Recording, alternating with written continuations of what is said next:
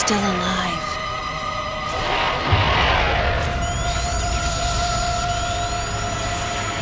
The baby.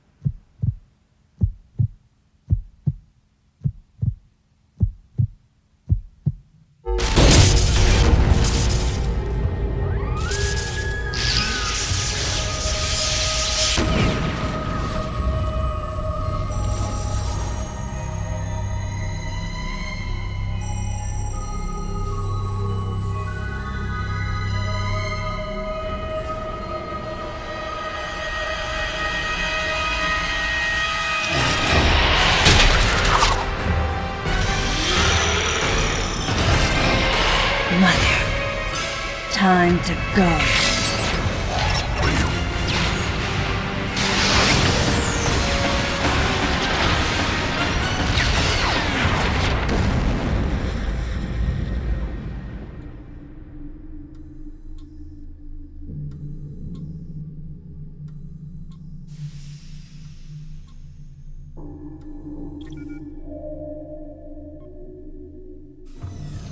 Okay, Samus. Everything's normal. I awoke to the familiar voice of a quarantine officer. Let's try sitting up, huh? Slowly now. A dream. I had been reliving the tragic moments of my recent past. Thanks to the hyperbeam, which was given to me somehow by the baby, I laid Mother Brain to waste.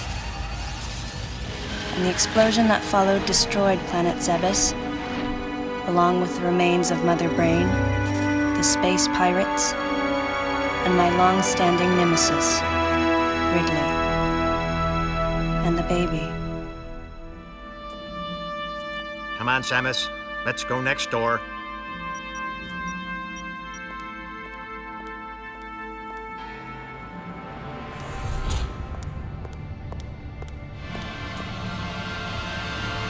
Right, let's get started.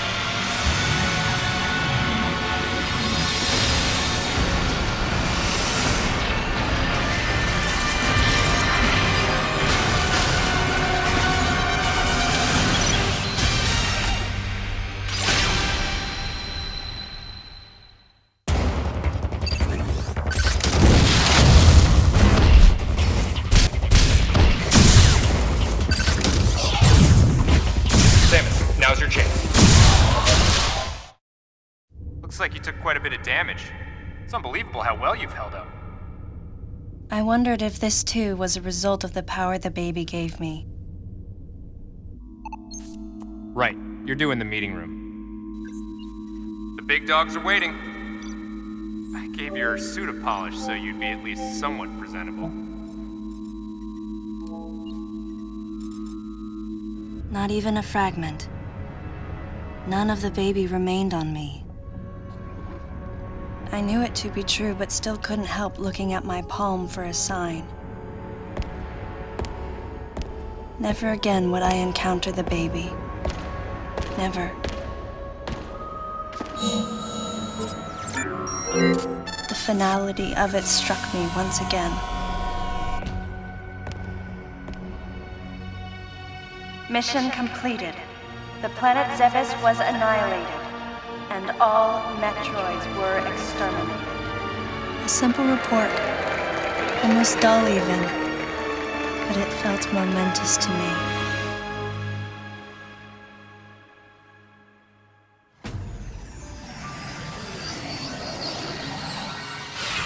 I don't know how much time passed since then. Days went by in their quiet way, and people's recollections of Metroids and space pirates grew nebulous over time, relegated to a past concern of the galactic communities. Nothing more than a faded memory.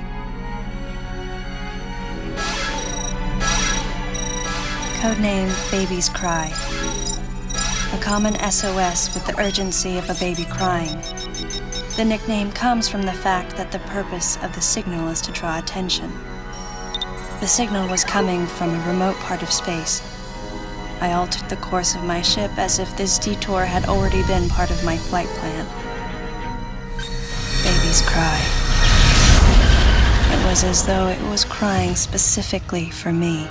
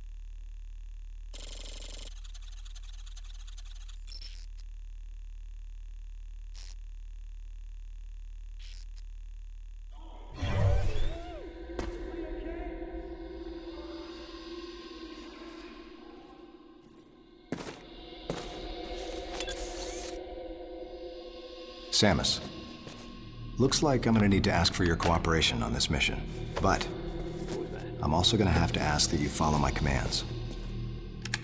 You don't move unless I say so, and you don't fire until I say so.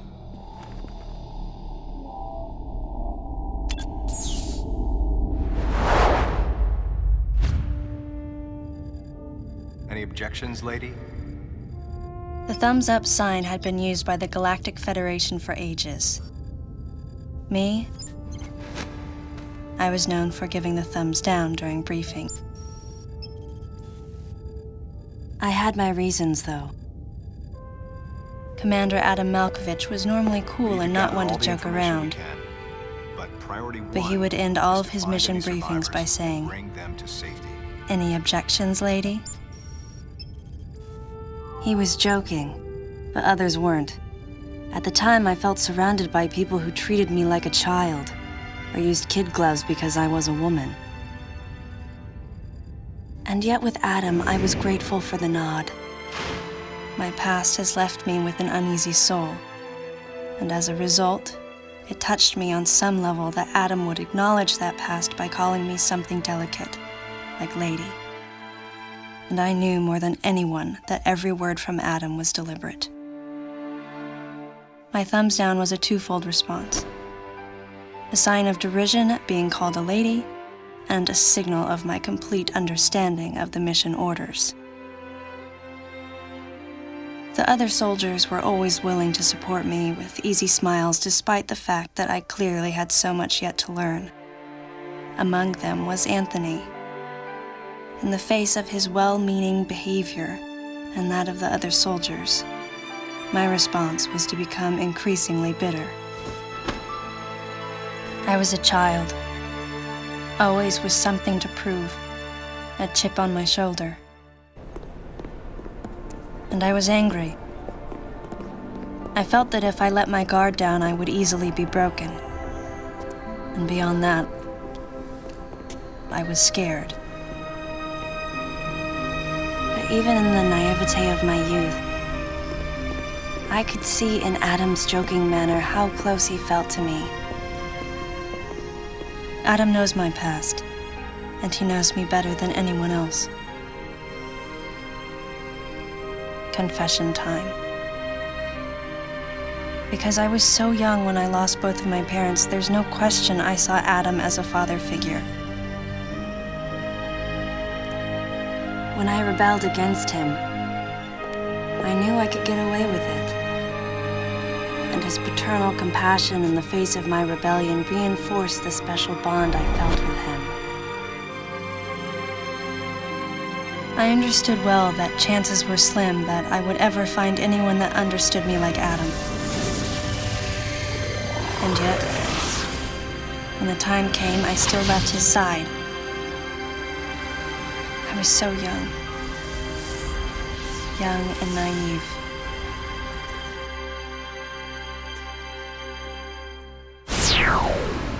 Exactly what transpired here on the bottle ship is still uncertain. How you feeling about the commander, huh?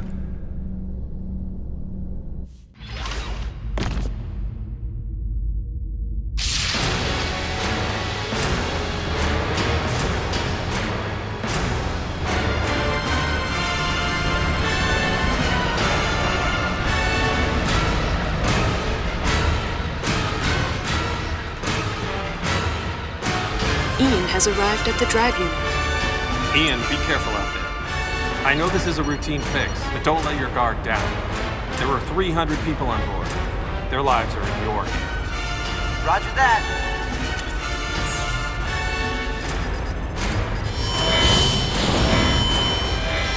Commander! The drive unit's going critical! The unit is overheating beyond our estimates, sir. Ian! Commander Malkovich, unit meltdown imminent. It's going to explode.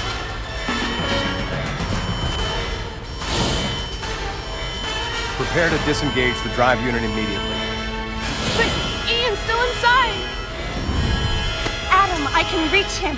Give me the order, please. Lock and secure the shielding doors now. Adam, wait! There's still time. I can make it. Please let me go. I mean, that's Ian. That's your little brother out there. We're out of time, sir. Adam, please, let me go. You have to trust me. Just give me a chance. Commence drive unit disposal immediately. That's an order. Adam was right. If we had waited any longer, it would have meant the end of those we had come to rescue, and the end of us as well. I knew that, but...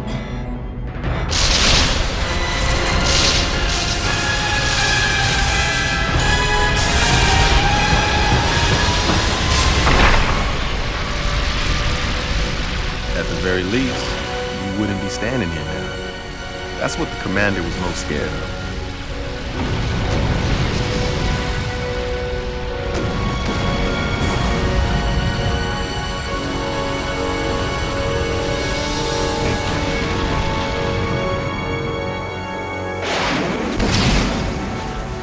I was childish. No one should have to make the choice that Adam did, and yet all I could do was question his authority and make things more difficult. Hey, you were just a pup then, and the commander knows it. Look, forget it. Sorry for hitting a nerve. We better get going anyhow.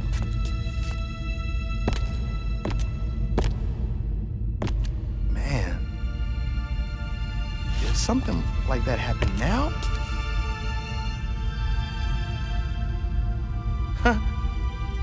best just forget about it. I'm out. I knew the question Anthony was suppressing, and I knew the answer. If something like that happened again, I would hold fast to that glimmer of hope and try for redemption. That's who I am.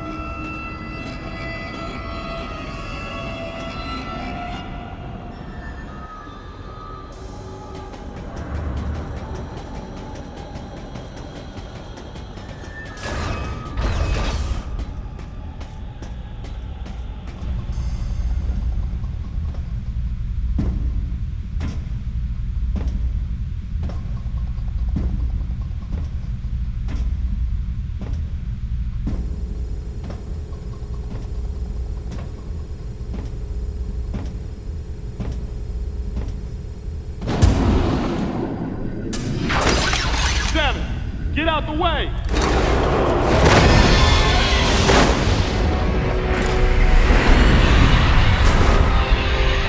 Man, can't see a thing in here. We gotta clear out. Where's the exit at?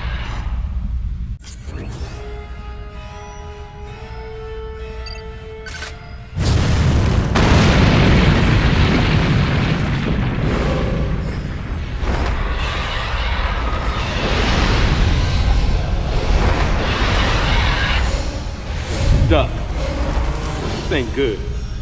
Well, only one thing to do, huh? Let's tear this thing up. Wait, Anthony. Leave this one to me. Don't waste your plasma.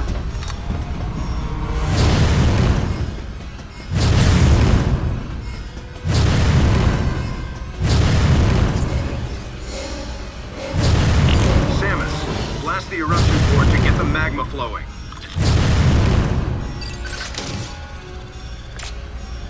Use your super missiles.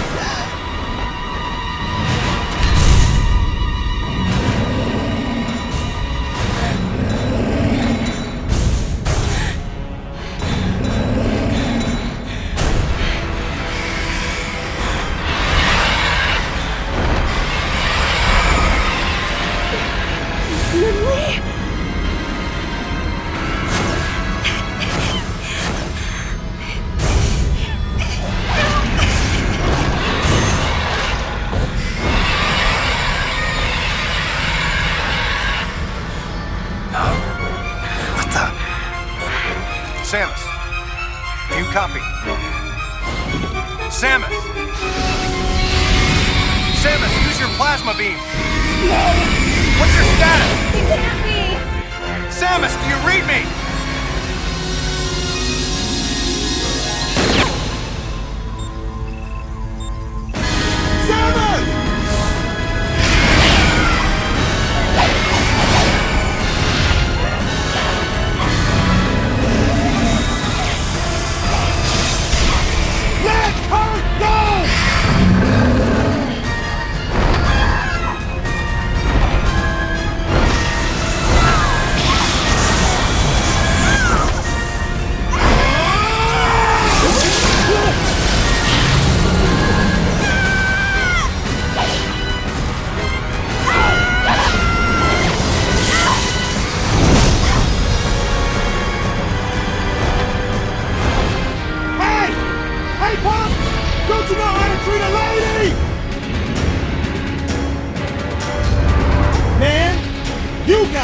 Stop!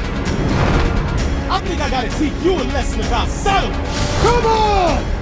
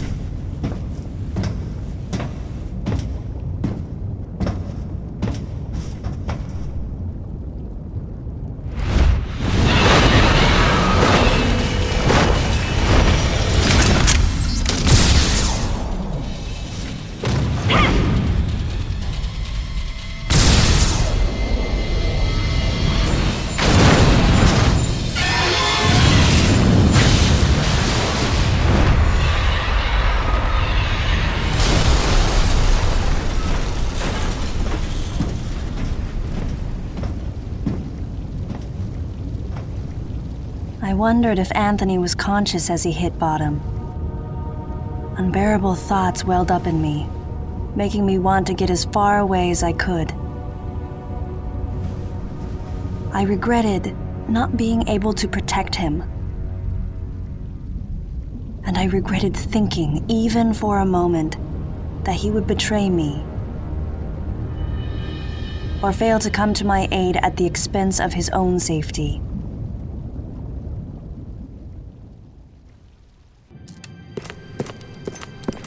Time for us to go. Come on, princess. What? Stop right there. Who are you? Anthony Higgs, sir. Galactic Federation Platoon 7. I need to secure the safety of any survivors, Commander Malkovich's orders, and the purpose of this mission. What? Authorized by the chairman of the Galactic Federation. Of course. What do you mean, the chairman? Man, you guys made it here quick. I mean, if I hadn't stopped the engines, we might have missed each other.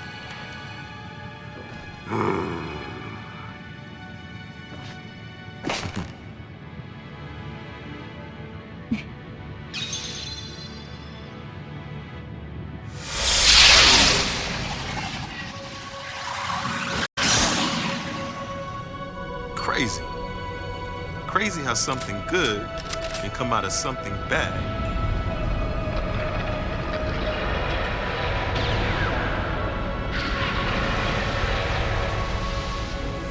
Whoa, didn't mean to wake her. Guess I ought to be quiet. Anthony was trying to be courteous to Madeline. She was exhausted and had only just fallen asleep. She needed the rest. She had a lot of explaining to do once she got to Galactic Federation headquarters. For herself and for Melissa. Still can't get my head around it. What a crazy mission.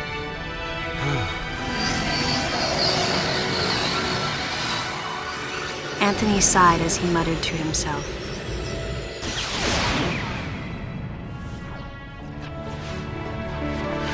What would have happened if we hadn't been called there? Might the furious MB have attacked the Galactic Federation and brought about its utter destruction? Melissa wasn't insane, no. One day, a consciousness simply bloomed within her. and those that caused it to bloom, the humans, called it insanity. I was the insane one. That was what Madeline muttered softly as she sank into sleep. The selfish conceits of humans drove MB to violence. It was their distorted perceptions and greed that awoke such fury in the fledgling girl's heart. Her thought was to punish the foolish and conceited. But MB could not complete her mission. As Melissa, she was defeated.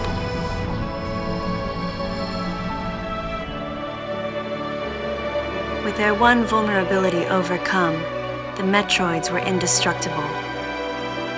If some fool just following orders had taken the savage creatures to those who sought them, I can't imagine what would have happened if Adam hadn't recognized the looming danger. But the cost was far too great. Why did Adam have to pay with his life? For me, I couldn't believe he was dead. For the first time, I questioned his choice.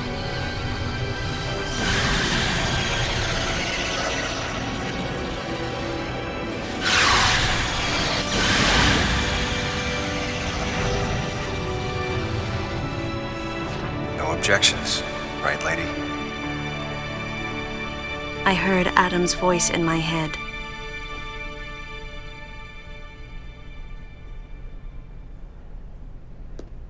And I knew in my heart that he had made the right decision,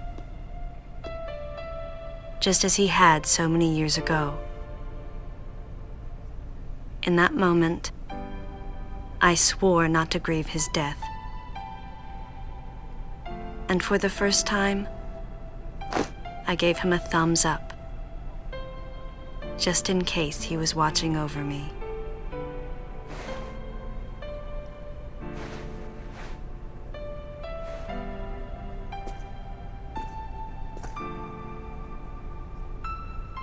His amused expression looked as though he wanted to say something.